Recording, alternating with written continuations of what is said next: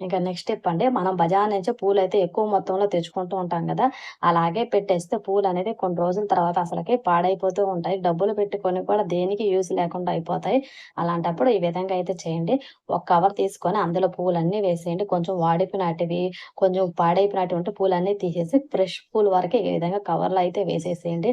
మొత్తం ఈ విధంగా అయితే కవర్‌లో వేసిన తర్వాత అందులో మెయిన్ ఒక స్పూనయితే బియ్యమయితే వేయండి. బియ్యం వేసిన దాని వలన ఆ తేమ అయన్నీ ఉంటే ఆ బియ్యం అనేది పీల్చేస్తది.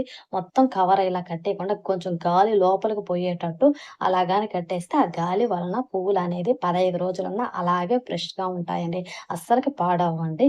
ఇంక నెక్స్ట్ టిప్ అండి. ఈ విధంగా మన బజార్ నుంచి పూలయి తెచ్చుకుంటాం గదా! ఇంక సెకండ్ టిప్ కూడా చూద్దాం. ఈ విధంగా ఒక ప్లాస్టిక్ డబ్బా గాని, స్టీల్ డబ్బా గాని తీసుకొని కింద ఒక న్యూస్ పేపర్ అయితే వేసేసి పూలన్నిటిని ఆ డబ్బాలో అయితే ఈ విధంగా అయితే పెట్టేసేయండి. పెట్టేసిన తర్వాత మన ఇంట్లో న్యూస్ పేపర్ ఉంటది కదా! న్యూస్ పేపర్‌లో చిన్న చిన్న బౌల్స్‌లాగా చుట్టయితే దాంట్లో అయితే వేసేసేయండి. న్యూస్ పేపర్‌లో అలా వేయడం వలన పూలల్లో ఉండే తేపంతా న్యూస్ పేపర్ పీల్చేస్తది. అందులో ఒక స్పూన్ బియ్యం అయితే వేసేసేయండి.